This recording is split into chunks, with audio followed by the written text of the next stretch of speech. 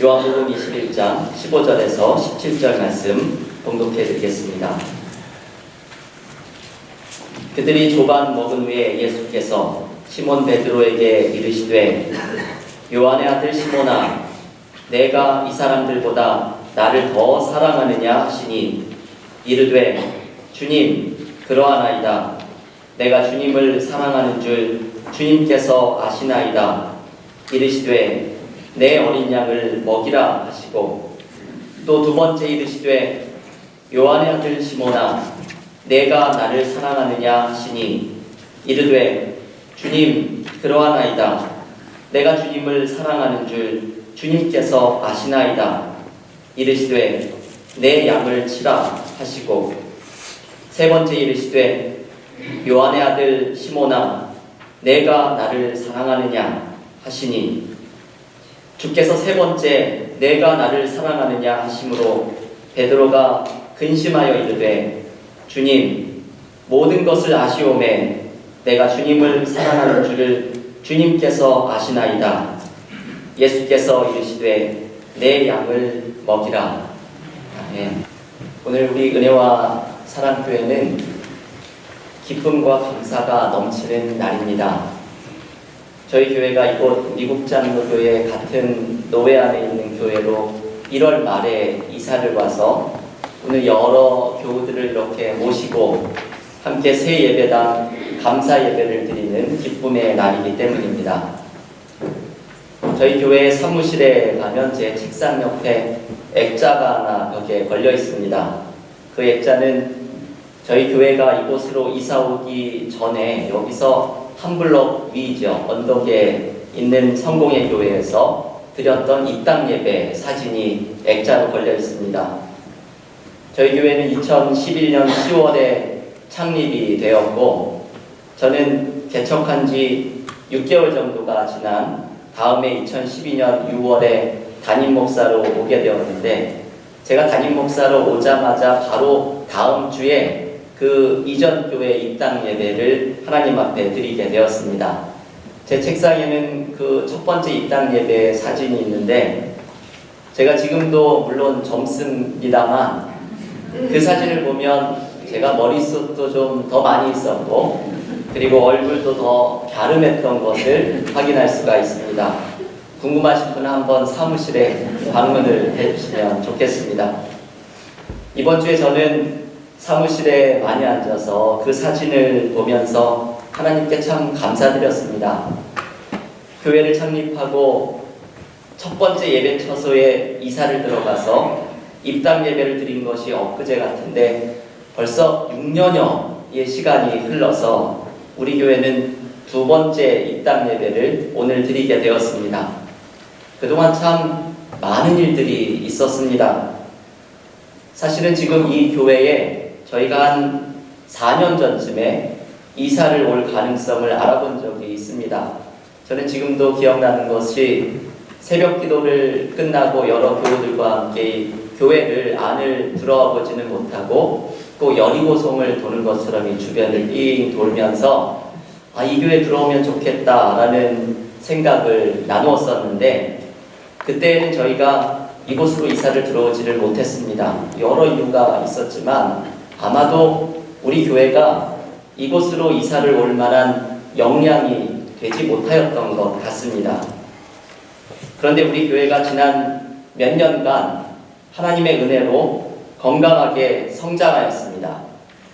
온 교인들이 대략 2년 정도의 회의와 기도와 논의를 거쳐서 미국 장로교라는 교단을 가입하게 되었고 그래서 이제 이 교회는 우리 미국 장로교회 같은 노회에 소속된 교회입니다. 이 교회로 이렇게 이사까지 오게 되었습니다. 지난해에는 세 분의 신임 장로님들을 창립하면서 우리 교회는 모두 4분의 장로님들이 섬기는 교회가 되었습니다. 저는 이번 주에 제 책상 옆에 사진을 보면서 하나님께서 지난 6년 동안 우리 교회에 많은 은혜를 베풀어 주셨구나 느끼면서 감사하고 감격했습니다. 여러분, 하나님께서 우리에게 주신 은혜가 너무나 크고 귀합니다. 이것은 단지 우리 교회만의 일이 아닙니다. 교우 여러분의 삶을 돌아보아도 하나님께서 여러분의 삶에 주신 은혜가 너무나 크고 귀합니다.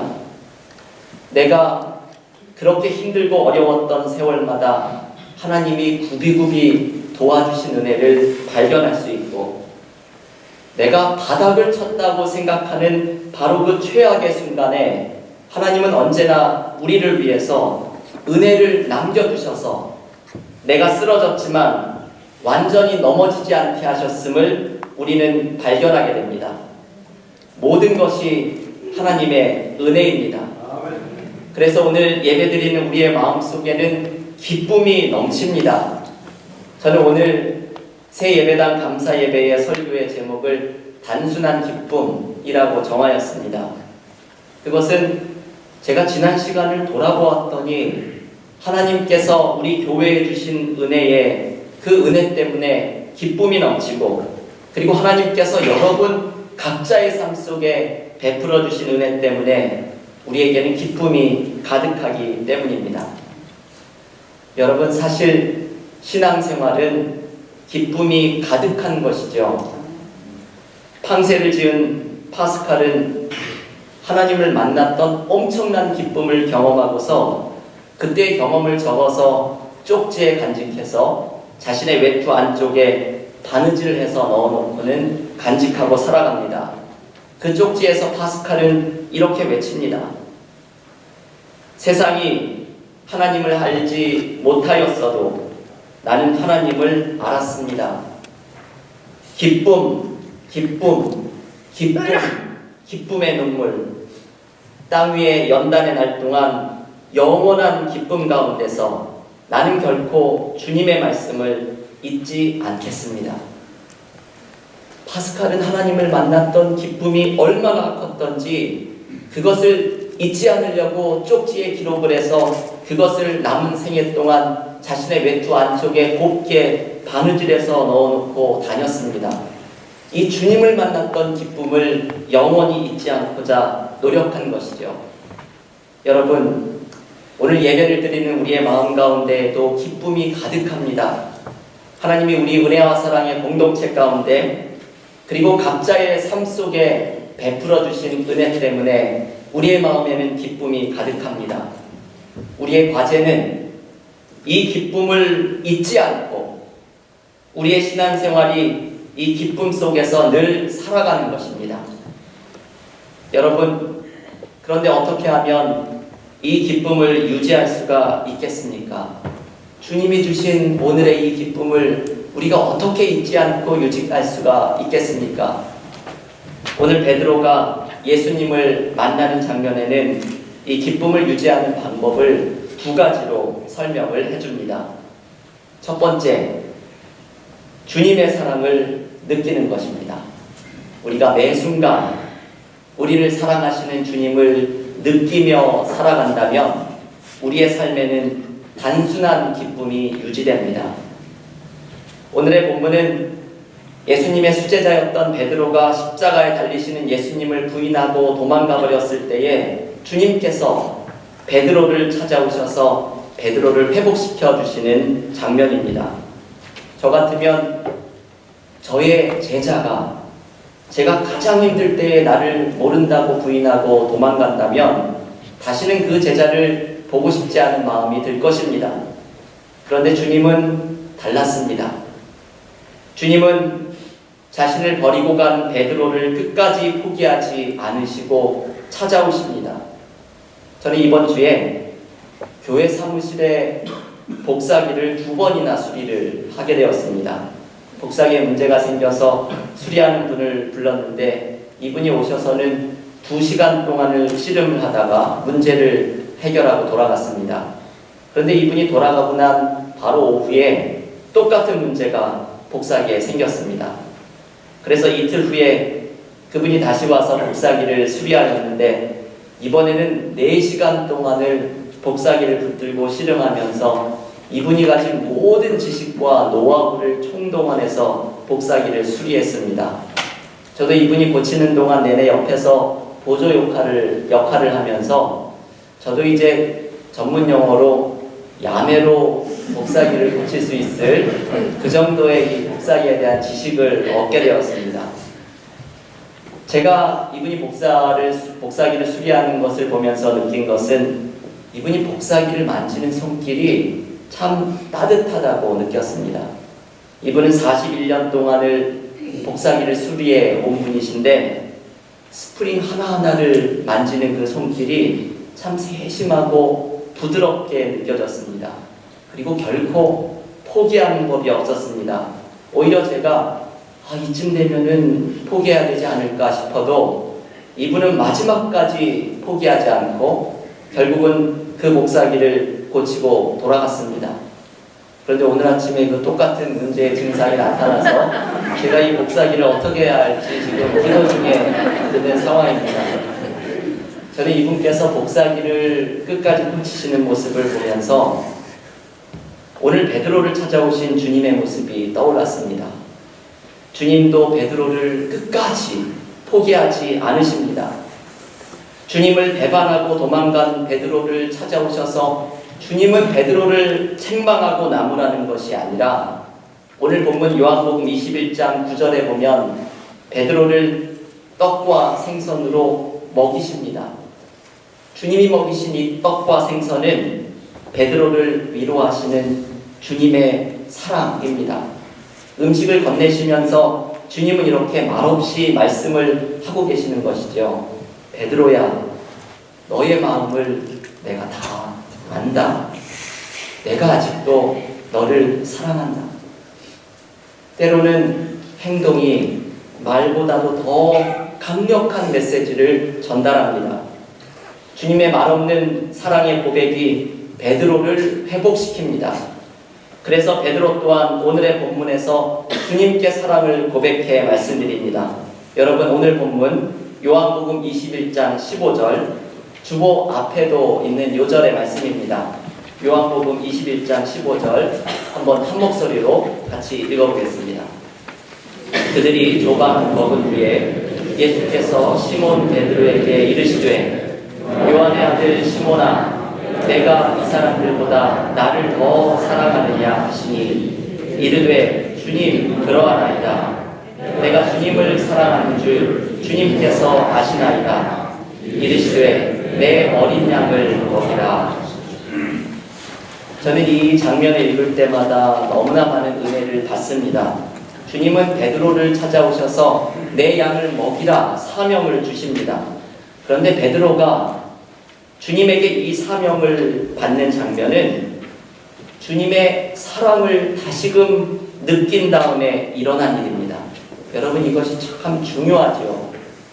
언제나 소명은 주님의 사랑을 확인한 다음에 일어납니다. 주님의 사랑을 감격적으로 느끼는 것이 없으면 소명도 일어나지 않고 사명을 받지도 못합니다. 주님의 사랑을 다시 한번 확인한 베드로는 단순한 기쁨 가운데 이렇게 외칩니다. 저도 주님을 사랑합니다. 이것이 베드로의 회복이 완전하게 이루어지는 순간입니다.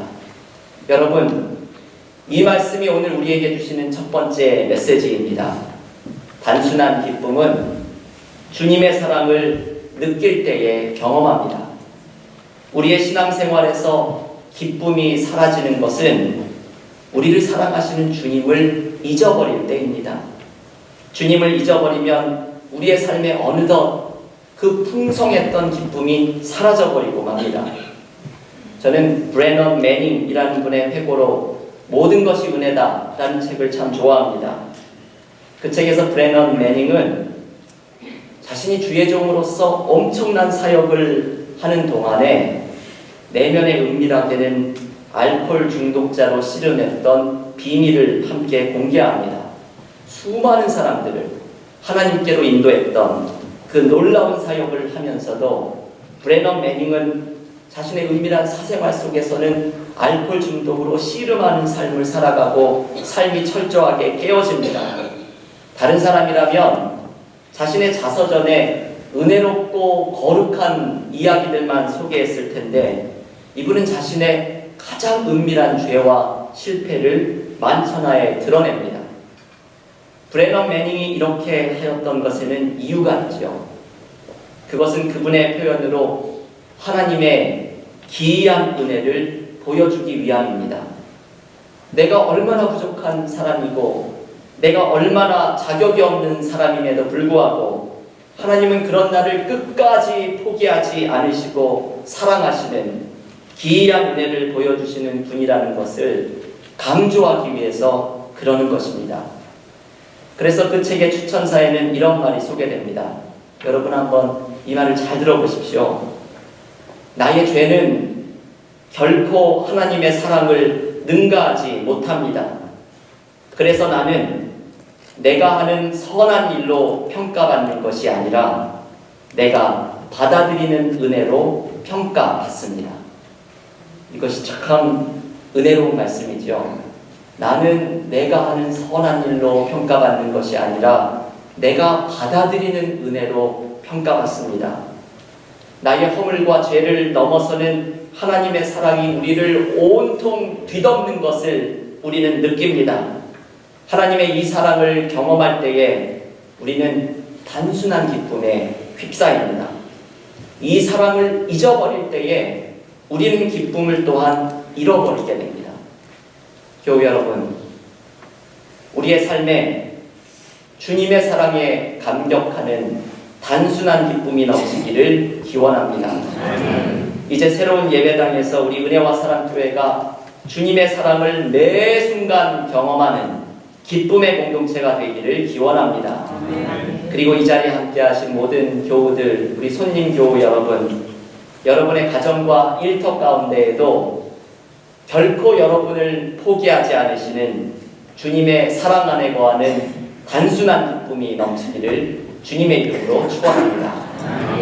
두 번째, 우리의 삶의 단순한 기쁨을 유지하는 비결은 주님의 사랑을 나눌 때입니다.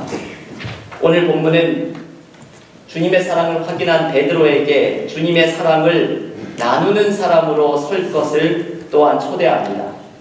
주님은 3번이나 베드로에게 내 양을 먹이라 말씀하십니다. 이것은 주님의 사랑을 나누는 사람으로 서거라 라는 주님의 초대의 말씀입니다. 여러분, 가만히 생각을 해보면 우리의 신앙생활에서 기쁨이 사라지는 것은 사랑을 나누지 못하는 사람이 될 때입니다. 교회에서 주님의 사랑을 나누기는커녕 서로 갈등하고 서로 불평과 섭섭함이 그 마음에 자리를 잡게 되면 신앙생활에 기쁨은 사라지고 교회에 오는 것이 오히려 불편해지게 됩니다. 이것은 참 슬픈 일입니다. 교회에 오는 것이 즐겁고 기뻐야 하는데 교회에 오는 것이 불편해지는 것은 이것은 정말 비극입니다. 내가 주님의 사랑을 나누는 사람으로 서고자 노력을 할 때에 단순한 기쁨이 우리의 마음에 다시 찾아오게 됩니다. 김기성 목사님이 지은 삶이 메시지다 라는 책에서 한 조각가의 이야기를 읽었습니다. 이 조각가는 지금까지 작품을 만들면서 단 한 번도 스스로 만족스러웠던 경험이 없었다고 합니다. 그런데 그 이유를 곰곰이 생각을 해보았더니 자기가 언제나 남으로부터 인정과 보상을 받으려고 했기 때문에 만족을 얻을 수가 없었다고 이야기를 합니다. 늘 남의 평가와 칭찬에 민감하다 보니 그의 마음속에 기쁨이 없었습니다. 그런데 이 조각가가 딱 한 번 자기의 작품에서 순수한 기쁨을 느낀 적이 있었다고 합니다. 그것은 앞을 보지 못하는 사람을 위해서 20점의 크리스마스 카드를 그렸을 때였습니다. 자기의 그림을 볼 수도 없는 사람을 위해서 정성을 다해서 그림을 그리는데 그 순간이 지금까지의 작품 생활에서 가장 행복하고 기쁨의 시간이었다고 고백합니다. 여러분, 우리는 모두 사랑을 받고 싶어 하지만 인간에게 가장 행복한 순간 가운데 하나는 사랑을 주는 순간입니다. 신약성경 사도행전에는 예수님의 말씀이 딱 한 가지가 기록이 되어 있는데 사도행전 20장 35절 말씀입니다.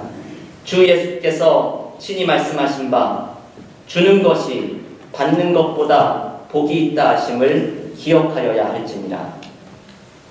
사도행전에 유일하게 소개되어 있는 이 예수님이 직접 하신 말씀은 주는 것이 받는 것보다 복이 있다라는 말씀입니다. 이것은 주는 자의 기쁨, 사랑을 나누는 자의 기쁨을 가르쳐 주시는 말씀입니다. 저는 지난 1월 달에 매년 1월 달이 되면 제가 교인들의 성탄원금을 인근의 병원들과 기관들, 단체들에 방문해서 전달을 합니다. 저희 교회는 매년 성탄원금의 전액을 교회밖에 어려운 이웃들에게 나누고 있습니다. 올해에도 성탄원금을 전달을 하면서 새롭게 후원을 한 단체가 뉴욕 플러싱에 있는 한인 노숙자 센터 사랑의 집이라는 기관이었습니다. 그날은 사랑의 집으로 가면서 성탄원금의 일부를 담은 체크와 함께 그리고 교인들께 몇 달 전에 나누어 드렸던 이웃돕기 저금통, 그것을 교인들이 정성껏 동전을 모으셔서 때로 한국 동전을 넣은 것이 조금 곤란하기 힘들게 하였지만 동전을 모으신 것을 전액을 제가 체크로 바꿔서 사랑의 집으로 전달해 드렸습니다. 그런데 그날 저는 참 많은 은혜를 경험했습니다. 제가 이 후원금을 드리면서 성탄원금의 일부와 함께 교우들께서 몇 달 동안 동전을 모은 것을 이렇게 체크로 바꿔서 가져왔다 말씀을 드렸더니 그 후원금을 받는 원장님과 주변의 그 분들이 눈에 눈물이 금방 글썽거리고 가득했습니다. 그분들의 마음이 그냥 저에게 그대로 전달이 되는 것이 느껴졌습니다. 저와 함께 간 교우들에게 감사하다는 말씀을 몇 번을 되풀이하셨지만 오히려 저희들이 너무나 감사했습니다. 그 이유는 그분들이 사랑을 나누는 기쁨을 우리에게 느끼도록 해주셨기 때문입니다. 여러분, 단순한 기쁨을 누리는 방법은 주님이 말씀하신 대로 주는 것이 받는 것보다 복이 있다는 말씀을 기억하고 순종하는 순간입니다. 내 삶에 잃어버린 기쁨을 되찾는 방법은 오늘 베드로에게 내 어린 양을 먹이라 초대하시면서 사랑을 나누는 자로 서기를 원하시는 주님의 말씀에 순종할 때입니다. 내가 누군가를 비난하고 불평하고 원망하는 것이 아니라 누군가를 칭찬하고 사랑하고 나눌 때에 우리에게는 단순한 기쁨이 되살아납니다. 저는 이번 한 주간에 피에르 신부의 단순한 기쁨이라는 책을 읽고 이 말씀을 계속 묵상했습니다. 오늘의 설교 제목은 이 책의 제목에서 따온 것입니다. 피에르 신부는 평생을 가난한 사람들을 위해서 사역한 노숙자의 아버지로 불리는 사람입니다. 이분이 2007년 세상을 떠나기 전까지 피에르 신부는 프랑스 사람이 가장 존경하는 인물로 손꼽혔던 사람입니다.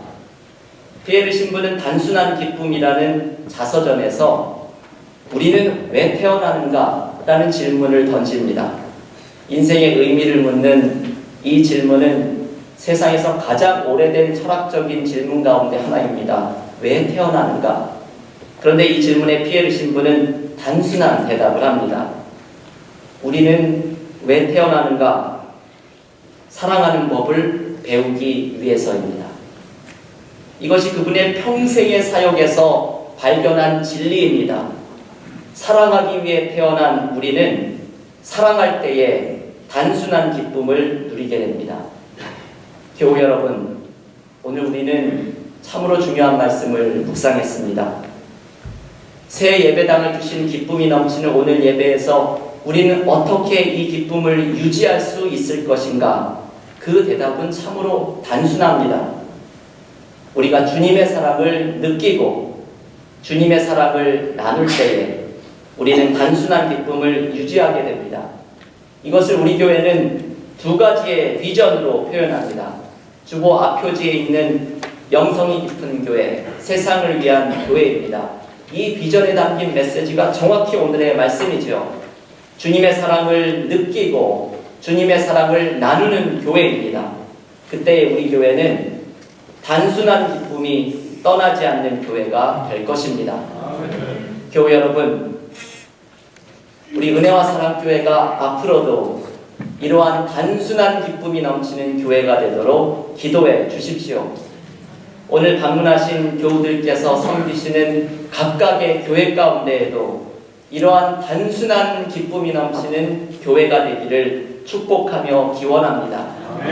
오늘 베드로에게 사랑을 확인시켜 주시고 내 양을 먹이라고 초대하신 주님의 음성을 들으면서 주님의 사랑에 머무르고 주님의 사랑을 나누는 단순한 기쁨이 우리 모두 가운데 넘치기를 주님의 이름으로 간절히 축원합니다. 하나님, 오늘 이렇게 아름다운 예배당에서 하나님께 예배드리는 감사의 제목을 주신 하나님께 우리 교우들과 온 손님 교우들과 함께 하나님을 찬양하며 감사하는 새 예배당 감사 예배를 드리게 하심을 감사드립니다. 오늘 우리에게 있는 이 기쁨이 내 삶에 인도하여 주셨던 하나님의 은혜를 감사하는 기쁨을 언제나 유지하며 지키며 살아갈 수 있기를 원합니다. 오늘 베드로를 통해 우리에게 주신 단순한 기쁨을 유지하는 방법을 하나님의 말씀으로 받으며 붙잡사오니 주님의 사랑 안에 늘 거하며 주님의 사랑을 나누는 공동체와 개인으로 서게 하여 주시사 우리의 마음속에 있는 단순한 기쁨을 누리며 살아가는 축복이 우리 모두에게 가득하게 하여 주시옵소서. 예수님의 이름으로 기도하옵나이다.